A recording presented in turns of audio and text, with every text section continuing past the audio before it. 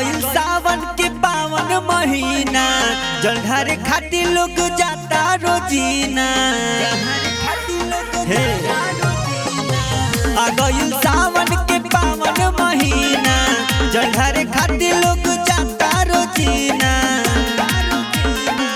गांजा चढ़ेला मौदी भांग चढ़े हो देवघर में, देवघर में, देवघर में बिराजेल भोले दानी हो देवघर में, देवघर में बिराजेल भोले दानी हो देवघर में, भोले दानी हो देवघर में।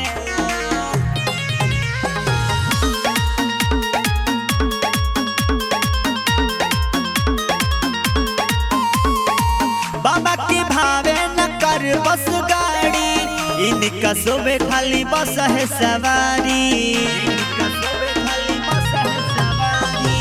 बाबा के भावे न कर बस गाड़ी, इनका सोबे खाली बस है सवारी।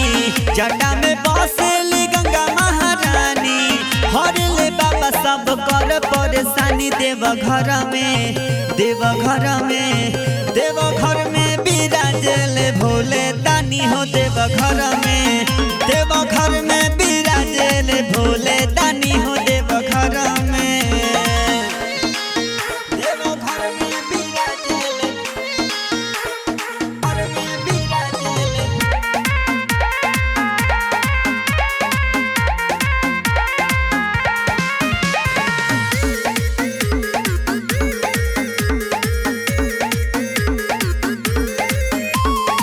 डीके शंकर मुन करे बखान हो, सिमरन भंगिया के जाने जहान हो।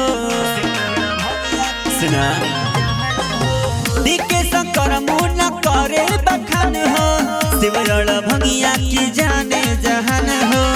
आशिक बाबू कहे कैलाश छोड़ी, दर्शन दिखाई है शिवदानी देवघर में, देवघर में, देवघर में बिराजेल भोले दानी हो देवघर में, देवघर में बिराजेल भोले दानी हो देवघर में।